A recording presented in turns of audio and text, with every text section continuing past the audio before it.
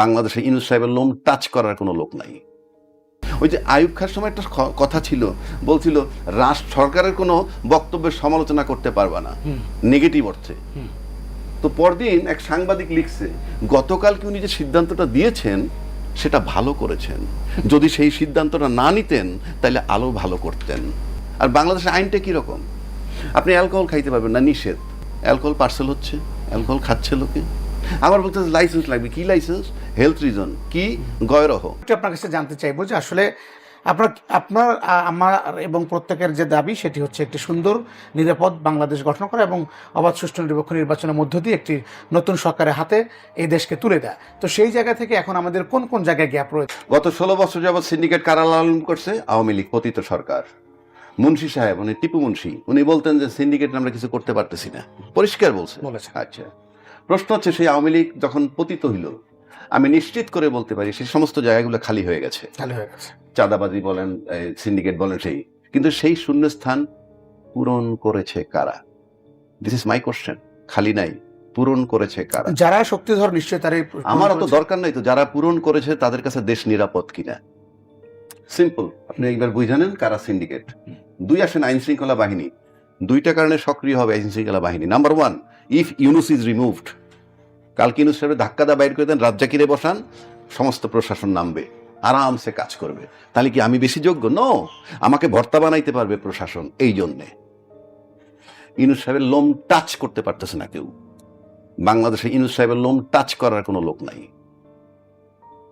আমি যদি প্রধান উপদেষ্টা হই আর ইউনুস সাহেব যদি স্বরাষ্ট্র উপদেষ্টা বানায় রাখি, তাও একই কাজ হবে। His presence in the state is enough. আরেকটা যদি বলেন যে ইউনুস সাহেব থাকবে না, নির্বাচন হবে, ইউনুস সাহেব থাকবে অন্য কোন প্রক্রিয়ায়, রাষ্ট্রপ্রধানরে সরাই দেন, তাতে আইন শৃঙ্খলা বাহিনী কাজ করবে। কারণ আইন শৃঙ্খলা বাহিনী দেখতেছে অর্ধেক আমাদের আছে। কারণ গেজেট অফিসারের চাকরি যায় রাষ্ট্রপতির কলমের খোঁচায়, চাকরি অ্যাপয়েন্টমেন্ট হয় তার কলমের খোঁচায়। হি ইজ অ্যালাইভ, সে আছে। সুতরাং ভয় তাদের কম। আপনি চাকরিচ্যুত করতে পারতেছেন না, স্বাক্ষরটা কিন্তু রাষ্ট্রপতি করবে। এবং আমরা অতীত দেখছি যখন মাঠে মার্শাল মানে আর্মি নামে, তারপরে কাজ হয় না। This is first time. মেএসটিসি পাওয়ার দেওয়ার পরও যখন আর্মি কাজ করতে পারে না, দিস ইজ নাথিং, এটা আই ওয়াশ, সিগন্যাল আছে, করবা না, তা নাহলে হয় না কেন? My question finish. একটা ঝুড়িতে যদি আপনার এক ঝুড়ি আম থাকে, দুইটা পছন্দ হলে যদি না সরান, সব আমে পছন্দ ধরে। সুতরাং ভালোর সংখ্যা কিন্তু বেশি, খারাপের সংখ্যা কম। আমরা সেটা রিমুভ করতে পারি নাই বলে বাকিদেরকে পচাচ্ছে। যেমন সিএমএইচ যিনি চালান, একজন ব্রিগেডিয়ার জেনারেল, ইট রানস ভেরি ওয়েল। সিএমএইচ চালান, neat and clean, everything is systematic. ওই ব্রিগেডিয়ার সাহেব না ঢাকা মেডিকেল কলেজে বসান, দেখেন চালাইতে পারে কিনা। বহু ব্রিগেডিয়ার ব্যর্থ হয়ে গেছে, কারণ সিস্টেমটাই খারাপ। নেই, এইবার আসেন আপনার 3টা চ্যাপ্টার। বাংলাদেশে ছাত্ররা বিদায় দিয়ে দিছে, ছাত্র আসে মেইনলি, তাদের ফোকাস সবাই একত্র হইয়া আইসে কি করছে, হাসিনাকে সরাই দিয়ে আমাকে বসায় দিল। বসায় দেওয়ার পর কি হইল, সেকেন্ড ধাপটা আসলো যে রাষ্ট্রপতিকে সরাইতে হবে, কারণ তো মসজিদের ইমাম না, আগেও বলছি এখনো বলছি। সে হলো দোসর। তাকে যখন অপারেশন করতে গেল, তখন একটা বড় দল বলল তাকে অপারেশন করলে সাংবিধানিক সংকট হবে। আমি আসমান দিয়ে বললাম, শেখ হাসিনার সরাইলে কি সাংবিধানিক সংকট হয় না? আপনি এখানে সাংবিধানিক সংকট হয়ে গেল। আমি তো এই রাজনীতিবিদ, আই ক্যানট ফেইথ। বিপ্লব পরবর্তী আবার আসলে প্রশ্ন আসে কেন? হ্যাঁ, তার ঘাড় ধরে বের করে দিতে হবে। আচ্ছা, এরপর যখন এই ছাত্র একটা শক্তি হইল, এখন বিশাল শক্তি, কিন্তু ছাত্ররা কেন ছাত্ররা শক্তি সেটাও বলে দিচ্ছি। যেহেতু প্রশাসন মাঠে নাই, বাংলাদেশ সব রাজনৈতিক দল যেই ক্ষমতায় থাকুক, মাঠে তার রাজনৈতিক কর্মী কিন্তু থাকে। তার মানে রাজনৈতিক যে দলটা ক্ষমতায় যায়, তার মাঠের শক্তি তার কর্মী বাহিনী। ইউনূস সাহেবের সেটা নাই। তা আপাতত ইউনূস সাহেব না বললেই ছাত্ররা তার পক্ষে কাজ করবে। এই জন্য করবে, ইউনূসের নিয়োগকর্তা তারা। 1, 2, প্রশাসন ইউনূস সাহেবের নন কোঅপারেট করে। অ্যাবসোলুটলি। শেখ হাসিনা ওভারসিজ বৈশে যখন বলছে 2 মাসে ফেলে দিব, পুলিশের উপর একটা আস্থা আসছিল পুলিশের, আমাদের উনি ফেরত আসতেছেন। 7 মাস পার হওয়ার পর কিন্তু পুলিশ কিছু নামতেছে মাঠে, হায় রে আল্লাহ, এ তো মহামুসিবত, 2 মাসে তো কিছুই হয় নাই। তারপরে 25 তারিখে যে সেনাপ্রধান ভাষণ দিল, আমি মনে করি নতুন দল গঠন করার ব্যাপারে সেনাবাহিনী এটা অনুপ্রেরণা হিসেবে ছাত্রদের নেওয়া উচিত। লং রানে বলবে আপনার কথায় আমরা এই দল গঠন করছি। কেন? আপনি বলছেন স্বাধীনতা সার্বভৌমত্ব বিপন্ন হতে পারে এবং বলছেন যে আপনার কিছু করার থাকবে না। তো আপনি যখন কিছু করার থাকবে না, তখন আমার সমাজ গড়ে তুলতে হবে। সুতরাং এই ছাত্ররা সেই জন্য গড়ে উঠছে। এই কথা যদি বলে কিছু করার থাকবে না, আমি তো বলি এইটাই তাদের বলা উচিত। 2 নম্বর, শেষ পর্যায়ে চলে আসছি আমরা, সময় একেবারে। 2 নম্বর আসলে এখন বলছেন কারা কারা সংস্কার চায়, কারা কারা স্থানীয় নির্বাচন আগে চায়, কারা বিচার আগে চায়। ত্রিমুখী লড়াই হবে। এই ত্রিমুখী লড়াই কারণে আপনি ইউনূস সাহেব দেখবেন আজকে বিএনপির কথা বলছে, নির্বাচন হয়তো সংসদটাই আগে দিবে। কিন্তু এই ছাত্ররা যদি না মানে, আপনি কি করবেন? রাজনৈতিক অধিকার তার। কারণ আমি এই ছাত্র দল করব তা না, আমি মানসিকভাবে তাদেরকে সাপোর্ট করি। এই কারণে একটা ফ্যাসিস্ট সরকারের বিরুদ্ধে একটা রাজনীতি শক্তি দাঁড়াইছে। এছাড়া এক্সিস্টিং কোনো দলকে আমি সেভাবে দেখি নাই। সব দলের একত্র উচিত ছিল একটা জায়গায়, যে শেখ হাসিনার এবং ওই স্বৈরাচারের বিচারটা অন্তত করো।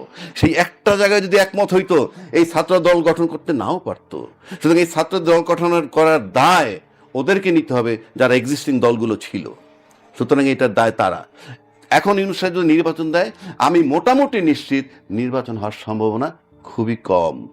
কারণ 3টা ফোর্স প্যারালালি চলবে। ছাত্রদের একটা ফোর্স, এই রাজনীতিবিদদের একটা ফোর্স, পাশাপাশি আপনি যদি মনে করেন মাঠে যে আইন শৃঙ্খলা বাহিনী নাই, সেখানে সেনাবাহিনী প্রধান, উনি একটা রেজিমেন্টেড ফোর্স, উনি একটা শক্তি।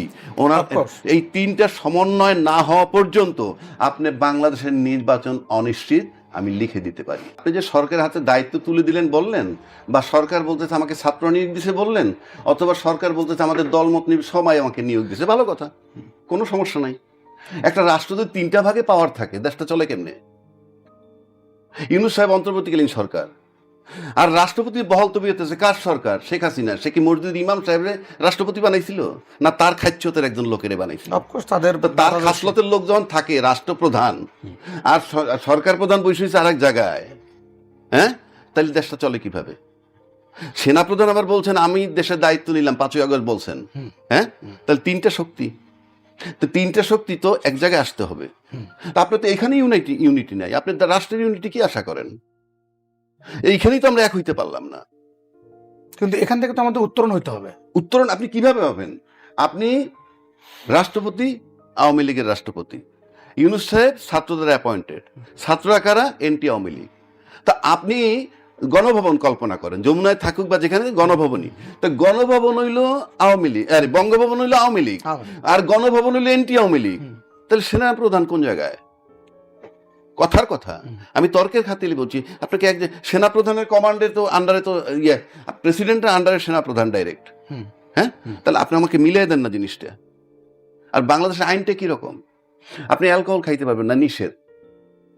প্রতিদিন বারে যান, অ্যালকোহল পার্সেল হচ্ছে, অ্যালকোহল খাচ্ছে লোকে। আবার বলতে লাইসেন্স লাগবে। কি লাইসেন্স?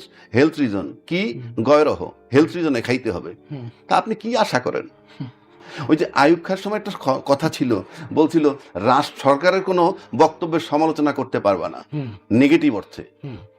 তো পরদিন এক সাংবাদিক লিখছে, গতকালকে উনি যে সিদ্ধান্তটা দিয়েছেন সেটা ভালো করেছেন, যদি সেই সিদ্ধান্তটা না নিতেন তাহলে আলো ভালো করতেন।